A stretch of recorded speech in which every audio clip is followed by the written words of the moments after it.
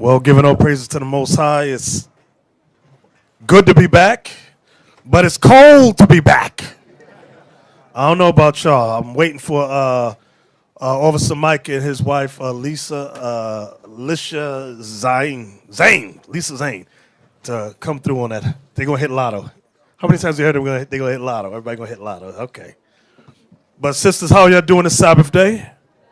Good, brothers. How are y'all doing? Where do I want to start with first? We just came back from Jamaica, the Cayman Islands, as well as Cozumel, Mexico, and I don't hate Northern Kingdom, but they do get on my nerves.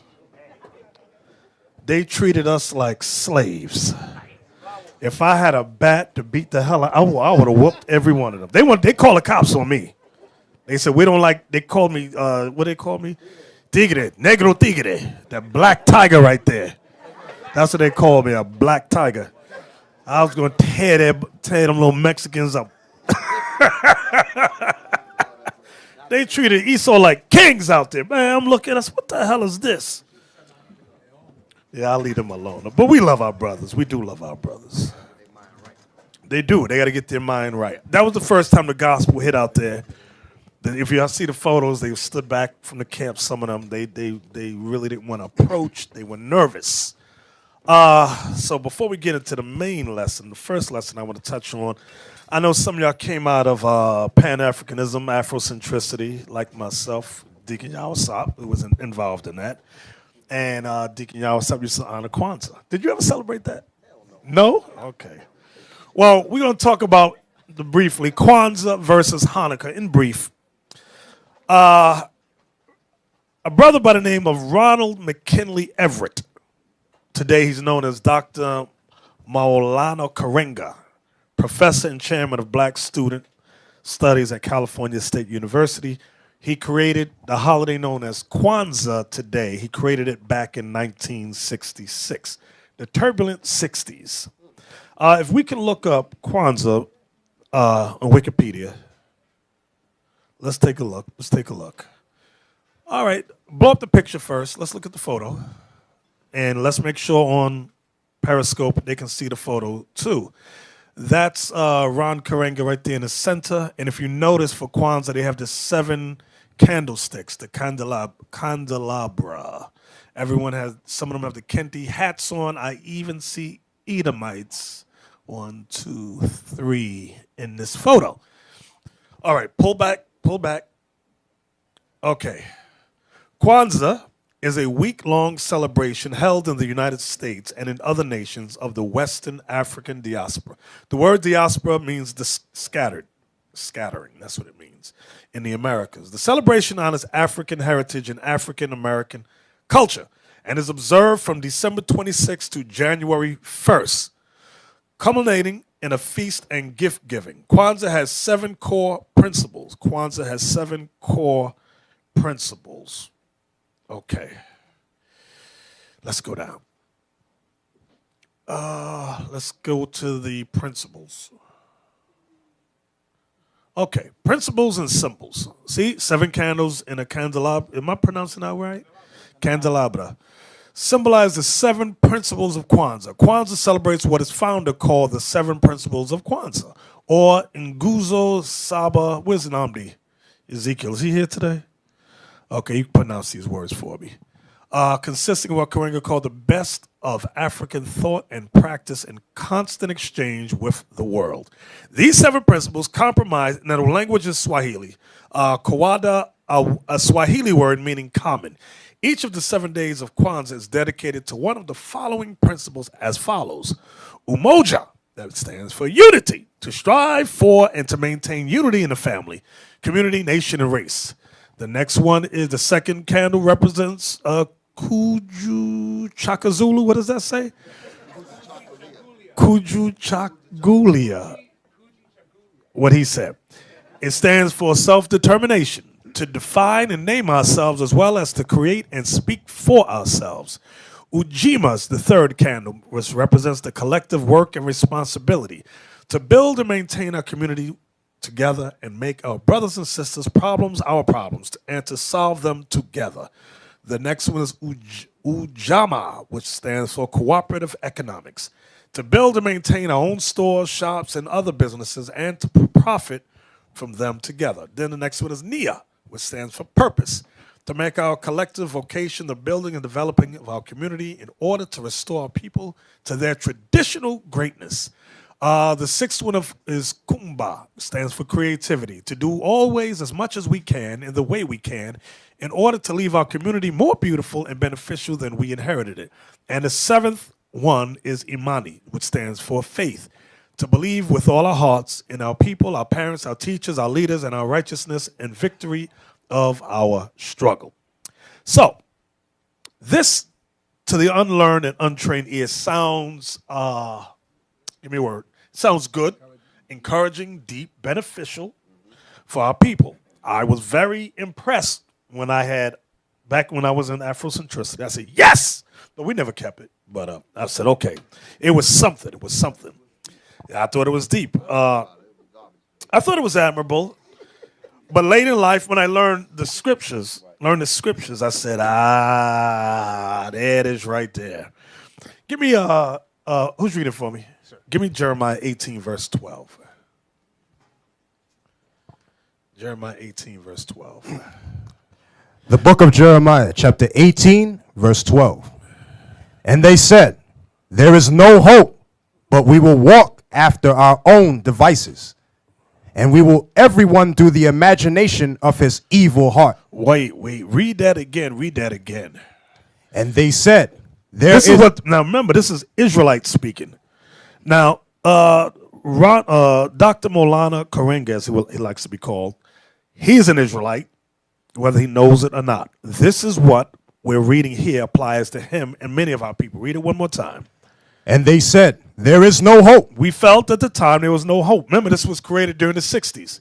He said there's no hope. He said we cannot be celebrating these white supremacist holidays, which we all agreed with. Absolutely.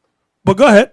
But we will walk after our own devices. See, here's the problem. We will walk after our own devices. Go ahead. And we will everyone do the imagination of his evil heart. See that? Everyone will walk after the imagination of his evil heart. Hence, Kwanzaa. It sounds very, help me out, empowering. It sounds very self-empowering. However, it's from the devices of a man's own heart. Watch this. Give me Sirach in the Apocrypha, chapter 5, and let's start at verse 2. Sirach, chapter 5, and verse 2. Now, I know the brother meant well. He meant well. However, the problem is it goes outside of God's plan for our people. Sirach chapter 5, let's read 2 through 4. The book of Sirach, chapter 5, verse 2. Listen good. Follow not thine own mind and thy strength to walk in the ways of thy heart. That is the number one problem with blacks and Latinos. We love to follow our own mind. Esau has taught us to be individuals. As individuals, we cannot work collectively as a race, as a unit, as a nation. Esau works together. So although this Kwanzaa is a man-made holiday, he's creating it to try to get us to work together. However, it's based upon his own individualism, his own individual ideas. Read it again. Follow not thine own mind and thy strength to walk in the ways of thy heart. Go ahead. And say not, who shall control me for my works? And say not, who shall control me for my works? I want you all to remember there is a God who does tend to get angry with our people for doing foolishly. Go ahead. For the Lord will surely revenge thy pride. See that? For the Lord will surely revenge thy pride. Come on. Say not, I have sinned, and what harm hath happened unto me? You ever notice with black people, we do evil things. This ain't nothing happened to me. I'm good. The Lord ain't do nothing to me. That's our problem. Go ahead. For the Lord is long-suffering. He will in no wise let thee go. See that? He will in no wise let thee go. Go back to Kwanzaa. Go back. I want to show you something. So meaning there's a judgment for us doing that. Now you may ask, why does the Lord judge us? The white man has done the same thing, but the white man was not given God's laws. We were. That's why he says in Amos, I will judge you. Click his name. Go back up to the top. Just click his name. Down, down, down, down. Right there. Click it. Say it on the mic. No, okay. Go down. So that's heavy what the bishop just said, that although we went from one madness to the next, and you might say, well, dealing with Esau stuff is just as bad, and dealing with this Kwanzaa thing just as bad. So you know, Esau, like you said, Esau was not given God's laws. We were, which means we have a responsibility. That's what I'm. When I think about the statement that you just said, it's making the point that we have a responsibility. We are not like other people. The Most High gave us his laws. Everybody else could be lawless because they were not given the laws. We were. And because we were given the law, we have to conduct ourselves differently. We cannot measure our actions. We cannot measure our lives by the lives of others because they were not given the laws. We were. The Most High is not going to hold them guilty in terms of keeping God's law because they weren't given to them. We were.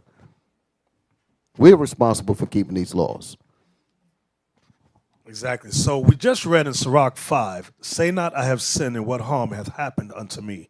For the Lord is long-suffering, and he will in no wise let thee go. Pan down. Right there. See where it says conviction for assault and false imprisonment. Now, let me just preface it by saying, I'm not saying that this is true at all, but this is what happened. It was in the news. Whether it's true or false, it was in the news. It says in 1971, Karenga was sentenced to 1 to 10 years in prison on counts of felonious assault and false imprisonment. One of the victims gave testimony of how Karenga and other men tortured her and another woman. The woman described having been stripped and beaten with an electrical cord. Karenga's estranged wife, Brenda Lorraine Karenga, testified that she sat on the other woman's stomach while another man forced water into her mouth through a hose. May 14, 1971 article. So if anyone doubts, you can find it here. Article in the Los Angeles Times described the testimony of one of the women. Deborah Jones, who once was given the Swahili title of an African queen, said she and Gail Davis were whipped with an electrical cord and beaten with a karate baton after being ordered to remove their clothes. She testified that a hot soldering iron was placed in Miss Davis' mouth and placed against Miss Davis' face, and that one of her own big toes was tightened in a vice. Karenga, head of US, forgot the acronym it stands for, also put detergent and running hoses in their mouths, she said. They also were hit on the heads with toasters. Jones and Brenda Karenga testified that Karenga believed the women were conspiring to poison him, which Davis has attributed to a combination of ongoing police pressure and his own drug abuse. Karenga denied any involvement in the torture and argued that the prosecution was political in nature. He was imprisoned at the California Men's Colony, where he studied and wrote on feminism. Now, let's say, hypothetically, let's say there was a conspiracy against him. You still had his wife testify to certain things, and the other women testified to certain things that was done. So that's what made you go, okay. Where he studied and wrote on feminism, Pan-Africanism, and other subjects. The U.S. organization fell into disarray during his absence and was disbanded in 1974. After he petitioned several black state officials to support his parole on fair sentencing grounds, it was granted in 1975. Karenga has declined to discuss the convictions with reporters and does not mention them in biographical materials. During a 2007 appearance at Wabash College, he again denied the charges and described himself as a former political prisoner. Okay, we'll end it right there. Can you read that again for me? Sirach 5, please. This is a lesson for us all. The book of Sirach, chapter 5, verse 4. Start at 2. Verse 2. Follow not thine own mind and thy strength to walk in the ways of thy heart. And say not, who shall control me for my works? For the Lord will surely revenge thy pride. Say not, I have sinned, and what harm hath happened unto me? For the Lord is long-suffering. He will in no wise let thee go. The Lord will not let you go. If you're in your own, I'm going to create things, I'm going to make stuff up. Most High says, all right, I got something for you. I got you. Give me Exodus. So, the 7-branch candelabra is plagiarized. It's basic plagiarism. Where did he get it from? The Bible. Watch this. Exodus 25, let's start at verse 31. So those of you who may have or may still be practicing Kwanzaa, stop it. It's not of God. It is not of the Lord. It is man-made. It is plagiarized from the holy scriptures of our ancestors, the Israelites. Exodus 25, verse 31. Let's start there. The book of Exodus, chapter 25, verse 31. And thou shalt make a candlestick of pure gold. Of beaten work shall the candlestick be made. His shaft and his branches, his bowls, his knops, and his flowers shall be of the same. And 6 branches shall come out of the sides of it. So you had one large shaft. It says, and out of the sides of the shaft, what would happen? And 6 branches shall come out of the sides of it. So 3 came out of one side, 3 came out of the other. Go ahead. 3 branches of the candlestick out of one side, and 3 branches of the candlestick out of the other side. 3 bowls made like unto almonds, with a knot and a flower in one branch, and 3 bowls made like almonds in the other branch, with a knot and a flower. So the 6 branches that come out of the candlestick. And in the candlestick shall be 4 bowls made like unto almonds, with their knops and their flowers. So they were very heavily designed. Go ahead. And there shall be a knot under 2 branches of the same, and a knot under 2 branches of the same, and a knot under 2 branches of the same, according to the 6 branches that proceed out of the candlestick. Their knops and their branches shall be of the same. All it shall be beaten work of pure gold. And thou shalt make the 7 lamps thereof, and they shall light the lamps thereof, that they may give light over against it. And the tongs thereof, and the Snuff dishes. snuff dishes thereof shall be of pure gold. The snuff dishes, how they put it out, how they put the fire out. Go ahead. Of a talent of pure gold shall he make it, with all these vessels. And look that thou make them after their pattern, which was showed thee in the mount. The mount was when Moses went up, God showed Moses the design of what he wanted it to look like. So Moses had to get artificers to design it exactly the way the Most High described it to him. Give me 1 Maccabees chapter 1. All I want is verse 21. So we are not to follow the Kemetic community in the celebration of the Swahili man-made custom called Kwanzaa. We are to celebrate Hanukkah. Hanukkah is a Hebrew word for dedication. That's what it means. Hanukkah is a Hebrew word that means dedication, and we're going to show you that further. Read that. 1 Maccabees chapter 1, verse 21. And entered proudly into the sanctuary, and took away the golden altar and the candlestick of light. So the candlestick of light is what we just read in the book of Exodus chapter 25. The candlestick of light was huge. Abiel, can you show me a picture of the Ark of Triumph when Rome came in? I want to show you the size of it. Okay, I want y'all to get a visual. Many times people think we made the design of the 7-branch menorah up. No, we didn't. God said there were 7 branches. 1 main shaft, 3 branches came out of one side, 3 out of the other.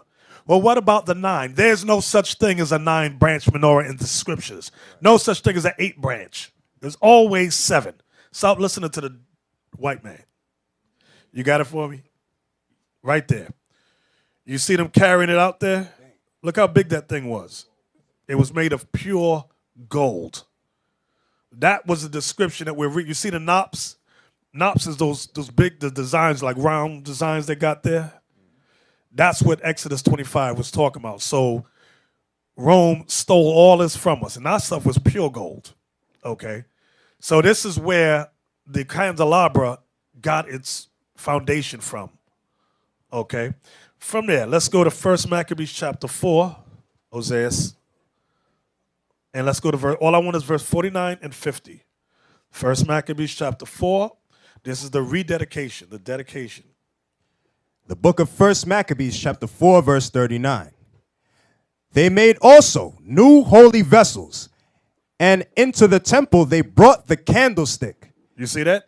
So the candlestick, again, is that 7-branch menorah. That's what when the Bible talks about candlestick, that's what it's making reference to. Go ahead. And the altar of burnt offerings, and of incense, and the table. And upon the altar they burned incense, and the lamps that were upon the candlestick they lighted, that it might give light in the temple. You see that? And the candlestick, which were the 7 branches, they lighted, that they might give light in the temple, because it was so big it lit up the entire temple. From there, give me Matthew chapter 5. All I want is verse 15.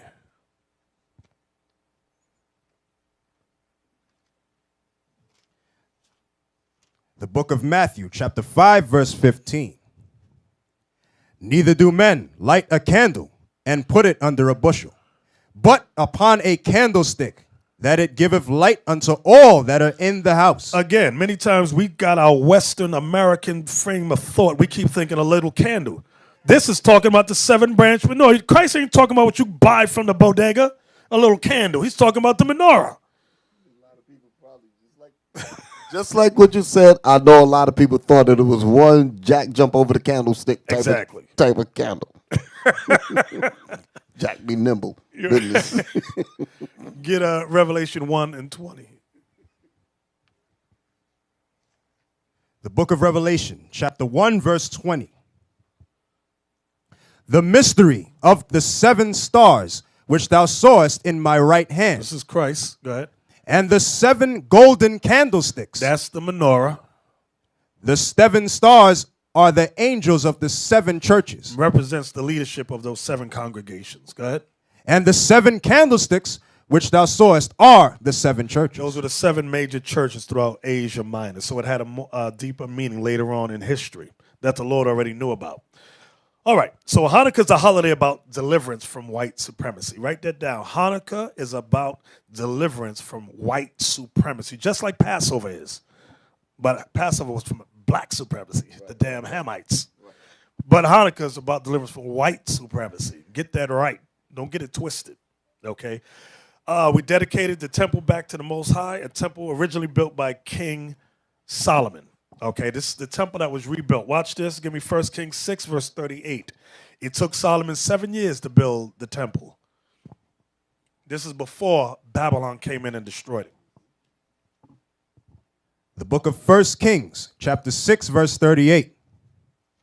And in the 11th year, in the month Bul, which is the 8th month, was the house finished throughout all the parts thereof, and according to all the fashion of it. So he was 7 years in building it. It took him 7 years to build the temple. Okay, so we honored that thing. Stay in the same chapter, jump up to verse 22. Verse 22. And the whole house he overlaid with gold. Listen, wait. We don't realize how glorious this thing looked. The whole house was overlaid with gold. This thing was beautiful. It wasn't no sheetrock like we got up in here. Gold. Right. That's why I say that when you read the scriptures, you got to take your mind and your head out of the American scene and see what the Bible is actually saying. You can't use American standards and what you learned in Babylon to try to get the mental images in your mind of what the scriptures are saying. You know, I saw a movie with King Solomon played by Yul Brynner. Oh, God. They didn't show no gold, nothing. They had sheetrock too and cement. I said, what the hell is this? Yul Brynner. What the hell is he doing playing the part of Solomon? Exactly. He should have been getting his back whipped right there on the set.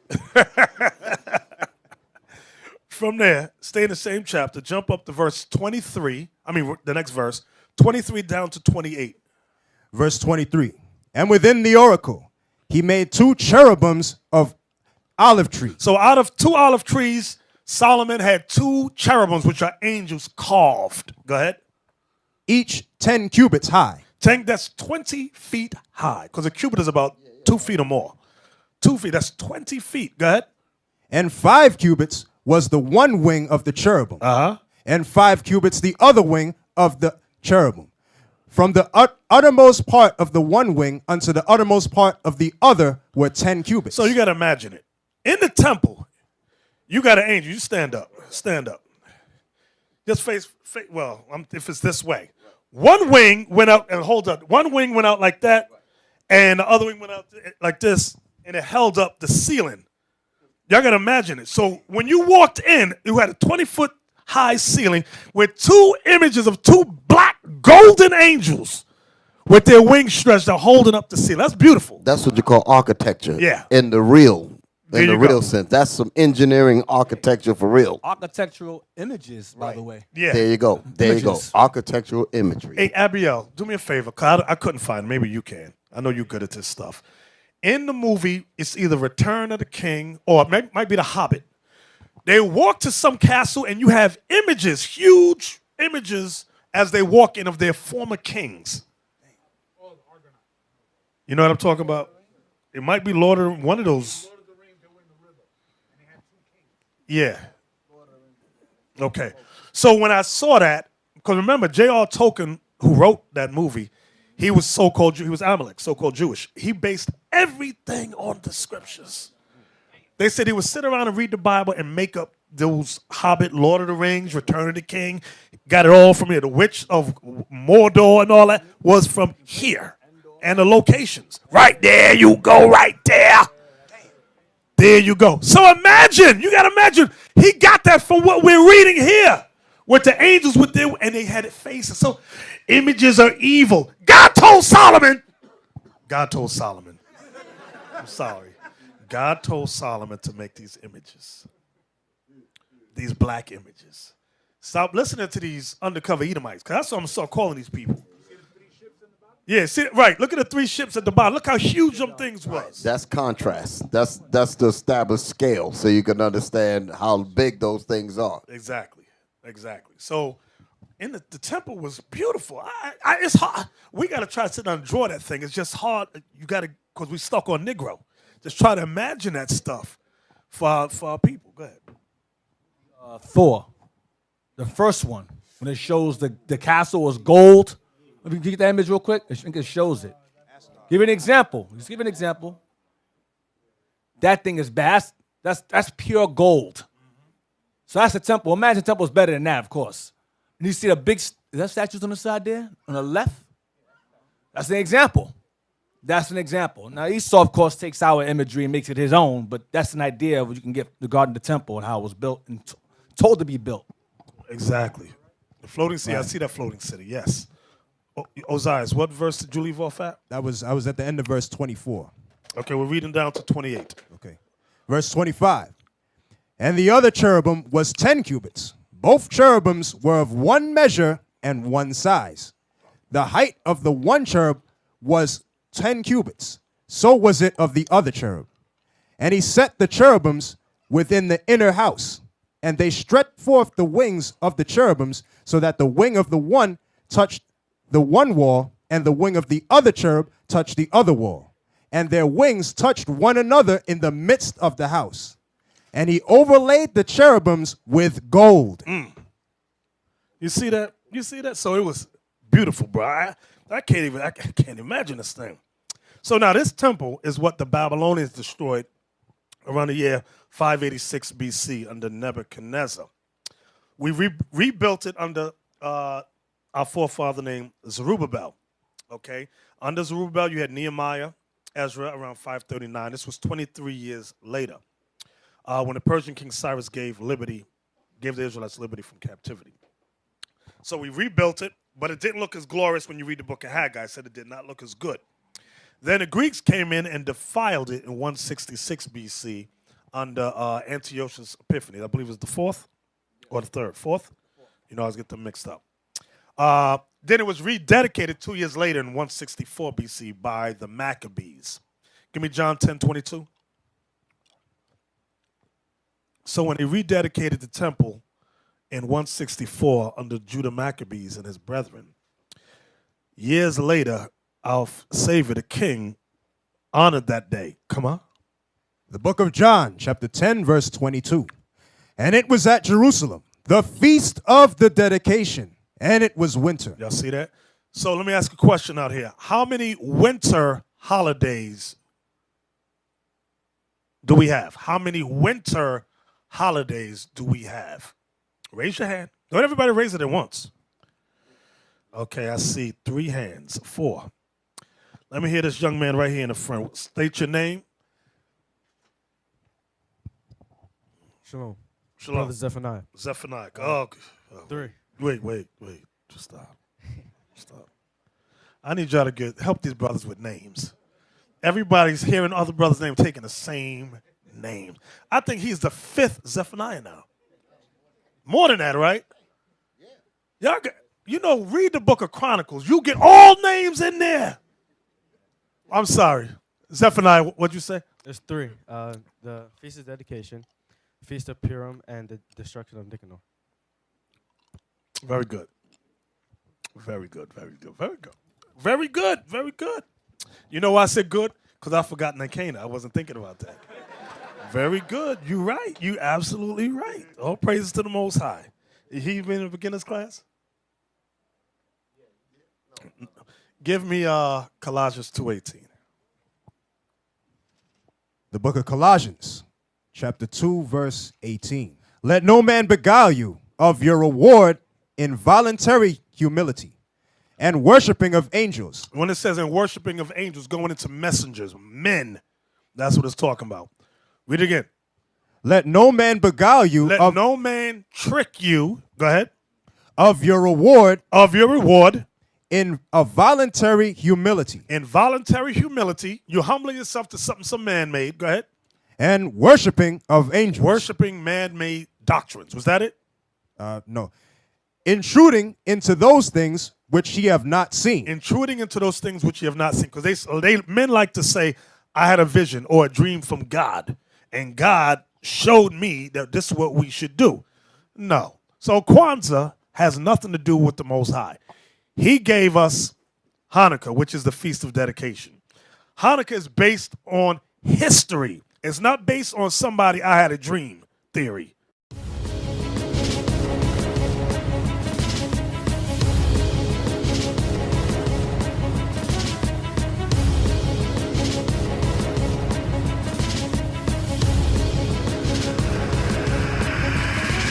Shalom, Israel. I'm Elder Nathanyel, Israel United in Christ.